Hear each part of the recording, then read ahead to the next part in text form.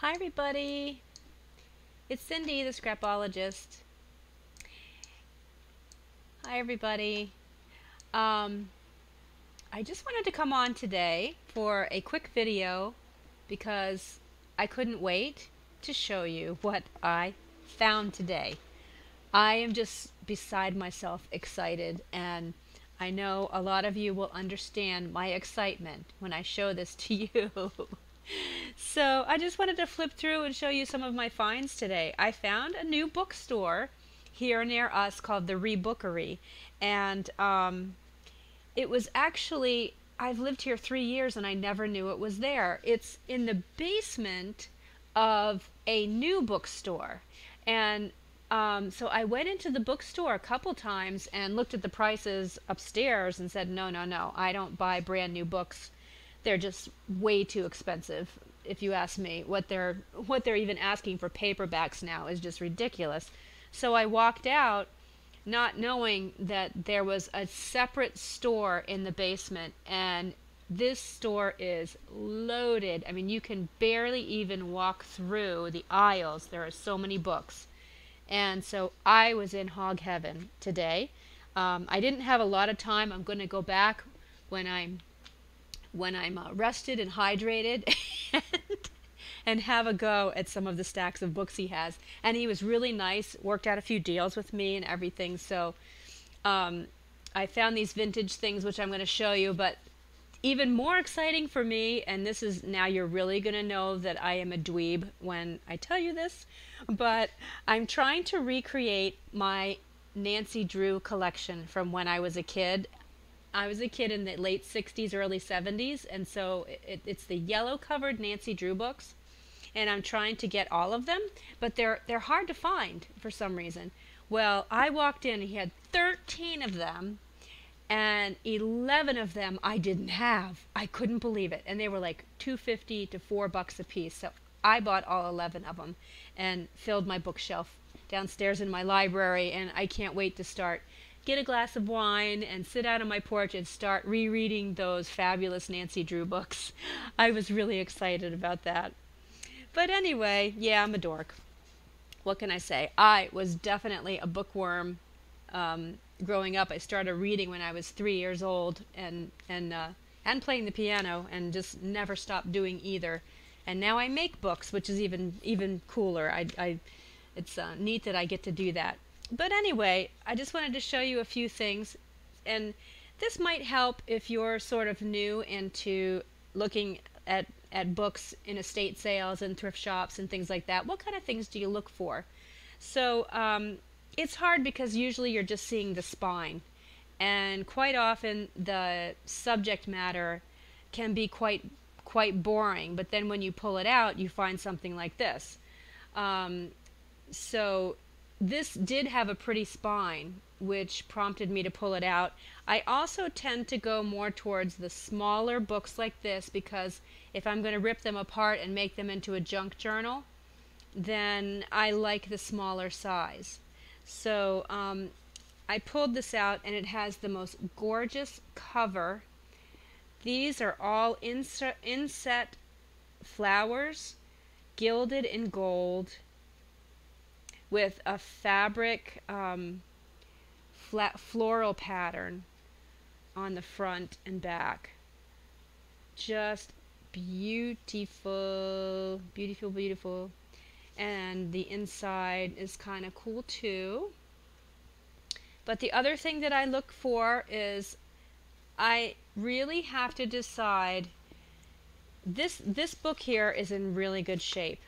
So I really have to decide, am I going to be able to tear this apart without feeling guilty? So this one I don't know, because it's by Rudyard Kipling, and it's in really super good shape. So I don't know, but I bought it anyway. You know what? I can always scan the cover in and use this if I decide just to put this in my library downstairs. So the other thing I look for is, I look for the date. I have been told there are a lot of theories out there, but I have been told that if you're going to use any of the images, if you're going to scan them in and use them, sell them or anything like that, they have to be from 1920 and earlier. So this particular book is 1899. So that's one of the things I look for. I also scan through real quickly and I look to see if there are any beautiful images that I can maybe scan in and use. This one I bought it strictly for the cover. Then I saw this one, and this has no spine. It did have a ribbed spine at one point, but it has, I liked the construction of it, and where I'm a bookmaker, I want to try to reconstruct this cover, and I didn't have one on hand to use as a sample. What it is calf skin. I'm pretty sure it's calf skin or goat skin here, here, and here. And then marbled paper in a triangular shape, which I really liked. Usually this will go kind of over farther, so this was kind of unique for me, but the marbled paper is inset into the cardboard. It's all smooth across, and then it's grooved here around the marbled paper and gilded with gold. I don't know if that shows. You can see along the edges it's gilded with gold leaf or something. I don't know. I have to research that. But I thought it was really beautiful, and I want to try to make one of these. So that's why I bought this one. And look at the marbled paper on the inside. This is something I can definitely scan in and offer to you all. It's gorgeous marbled paper. I'm sure it's in the back too. Yeah. Really, really pretty. Oh, they just don't make books like this anymore. The subject matter is kind of boring to me anyway. It's the Prince of India, or Why Constantinople Fell. Let me move this light, see if that's better. Yeah. So, and it's from 1893. So it's not one I'll be reading, but it is in really good shape. So again, don't know if I'll tear it apart. We'll see. But that's the main reason why I bought this one. Before I show you my super duper treasure here, I'll just show you one more. And I found a vintage Pinocchio from 1920. My husband tried to steal this from me for his bookshelf. I might, we have a library downstairs. We're restoring an old house, and so we're trying to build a library, and I have a set of bookshelves and he does. And mine are much more full than his, but he liked this book, and I'll probably give it to him. But it's from 1920. I loved the image on the front, and I am going to be scanning the images in from this and making at least one kit, if not two, a digital kit, because this really needs to be shared. It's got the most gorgeous images. This is one of the original golden books for children. You know, the newer ones where they're thin and they have the gold spine and have all the children's stories. That's what this is, but one from 1920. But it has some beautiful... Hi Jana, how are you doing? It has some beautiful images in it, both color and black and white. I'm not really doing anything super duper interesting today, Jana, if you just joined. I'm just showing you some of my treasures that I found today. It has a ton of little black and white images, and I think these will be fun to make into a kit because you can do digital stamping with these. You can print them onto coffee stain paper, and they look fantastic. Look. Really gorgeous.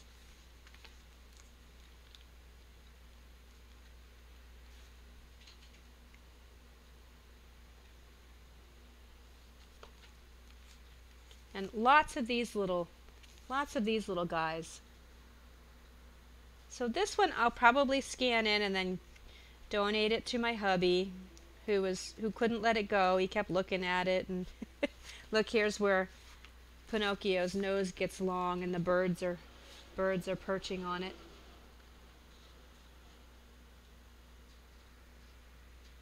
Isn't this beautiful, Jana? Wait until you see what I have next. I plan on making everyone jealous with my next treasure.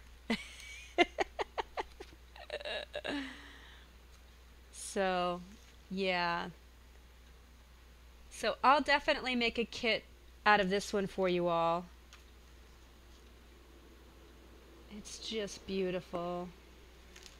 And the cover. I'll scan in the cover too. I think that'll be nice, and that'll make a nice digital kit or two. I really like to, yes, I do make money when I put them in my Etsy shop, but the main reason I do it is because I just think these treasures need to be shared. And when they're, like, I found this one in the bottom of a box that had been sitting there forever, and they need to be pulled out and reloved and made into something, and so that so these things don't get forgotten. I just love it. Okay, now on to the major treasure. So I actually walked away from this because the price on this was way out of my range. It was $95. And I talked to the shop owner and told him what I was going to do with it, and told him I was in love with it. And he says, well, let me think about it. So he called me the next day and gave me over half off. He said, I'll sell you that book. He looked at my Etsy shop. He saw that I was kind of serious about this and was going to love it, and it was going to have a good home. I wasn't going to destroy it, and called me and gave me a really reasonable price on this. So I went and picked it up today. I was so excited. Let's see. How do you do placement when you print it out on coffee dyed paper? Well, it really depends on what you have for a program, Jana. There are a lot of printing programs that will let you move things around on the page. One thing you can do, first of all, you want to, in any print program, you need to tell it what size you want. So you can do 3x5, 4x6, whatever size. So make it whatever size you want. Then you could copy and paste it onto a Word document and place it where you want it. I personally use the professional version of Photoshop, and I think there might be some free and cheap kind of Photoshop edit kind of programs, but it seems to me that would be the easiest way to do it, is to my digital images are JPEGs, so you can take them and put them onto a Word document and place them where you want them. Does that help? Okay, are you ready for the title of this? It's going to pique your interest just when you see the title. Smith's Historical and Literary Curiosities. And as soon as I saw that, I went wham right over. I said, I've got to look at this. So what this is this is a book from the 1800s. It's big. It's like 9 by 11 and a half, and it's all falling apart, which is okay. I'm a bookmaker. I can fix this if I want to. But what it is actual I'll show you the title page. Facsimiles of original documents, scenes of remarkable events and interesting localities, and the birthplaces, residences, portraits, and monuments of eminent literary characters, with a variety of relics and antiquities connected with the same subjects. So they went and they well, I was going to say photocopied, but they didn't have photocopies back then. Somehow they reproduced a bunch of letters and other other documents from the 1700s. But first I have to show you what I found in here, a little treasure, which is so fun when you find personal things in the stuck in books. So the first thing I found was this little seal. It says Papa Gray, and it's an actual wax seal that somebody was storing in there. And then I found this is so cool because I'm a Jehovah's Witness, and so I am a huge Bible reader and studier, and this is the Lord's Prayer. I believe this is written in Hebrew. It's handwritten, and it says, I think it's Kathy, with the kind regards of J. Perkins, missionary to Pima, or something like that, February 13th, 1860. Somebody hand wrote the Lord's Prayer in, I'm pretty sure that's Hebrew, maybe you guys can tell me. And so this is a little treasure for me, and it even has a little embossed stamp right there. Probably goes with the seal. So I'm making a little display of these two really cool things that are really special. So some of the things in here, obviously I can't go through the whole thing, but a lot of these are old letters. This one's from 1628, and it has a letter from the person, and then it has the house in which he lived. Or no, this is the house in which George Villiers, Duke of Buckingham, was assassinated. And then it has a letter to the Duke on here, and every single page is so nicely preserved by a sheet of this old brown paper. And the really cool thing is that it's been on here so long that each of these papers kind of, I'm not sure if you're going to be able to see that. Yeah, see? Each of these papers kind of picked up the image that it was sitting on, which is really neat. I love that. So a lot of old letters in here. Here's another one from 1777. Letter to Cole. Something. I can't read it. You know how back then they didn't do S's, they did, forget, F's. I think like an F sounds like an S. This old English is hard to read. Let me find some cool, really cool things in the middle here somewhere. I should have probably pulled them out.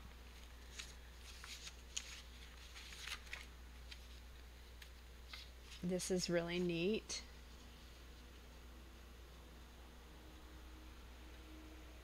Frost Fair on the River Thames, 1684. So it's got these really neat pencil drawings and images in here too.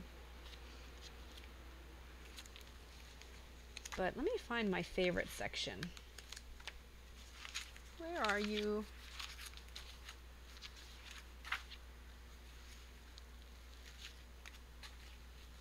This one is really neat. It's dated 1674. It says, lately arrived and to be seen at the Globe and Duke of Marlborough's in Fleet Street, a German born without hands, feet, or thighs that never was in this kingdom before, who does such miraculous actions as none else can do with hands and feet. He has had the honor to perform before most kings and princes, particularly several times before King George. He makes a pen and writes several hands as quick and as well as any writing master, and will write with any for a wager.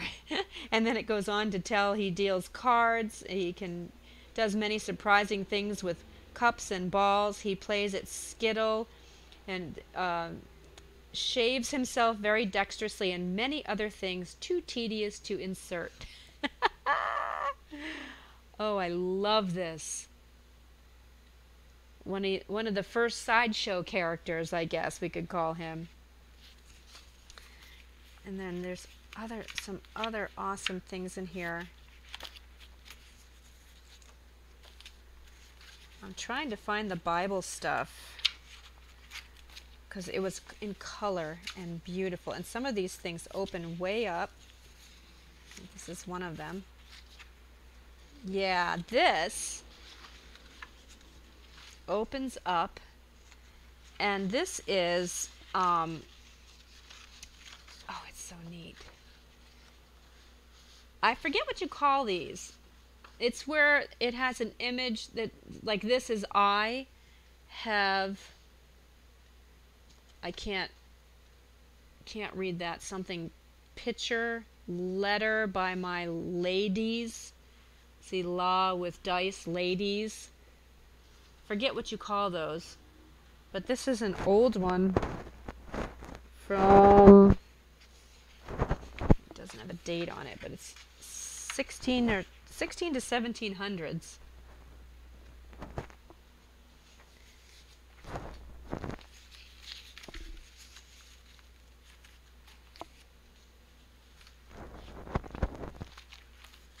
Okay, where's that? Where are those color images?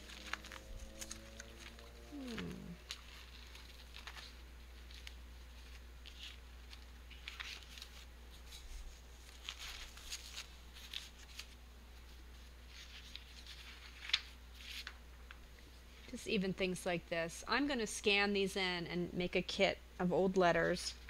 And I don't know what else from here, but I'm going to share this with you all, because this is just another thing that should not be hoarded by me. Where are those color things?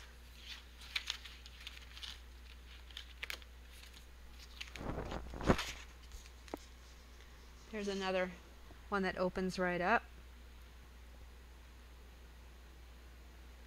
David Garrick, Esquire, the greatest theatrical genius of the age. I guess this is an old play.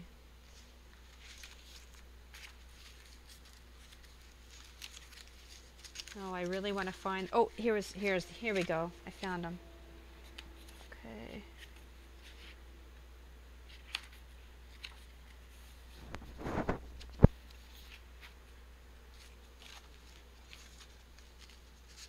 Some more theater stuff, which is kind of fun. But here's the Bible stuff, which I thought was really pretty.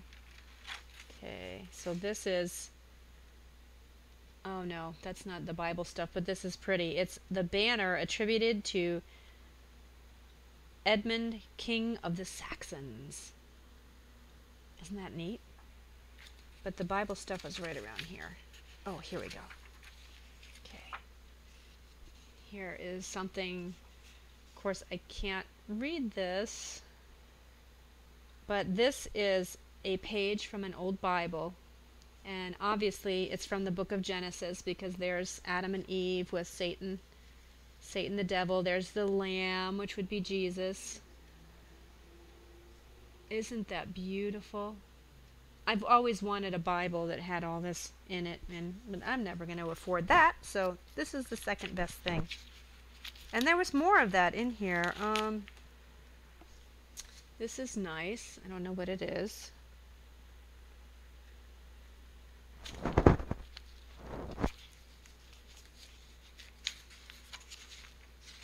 I can't find the rest of it. I don't want to bore you to death while I just look for it. But anyway, this is my treasure. What do you think?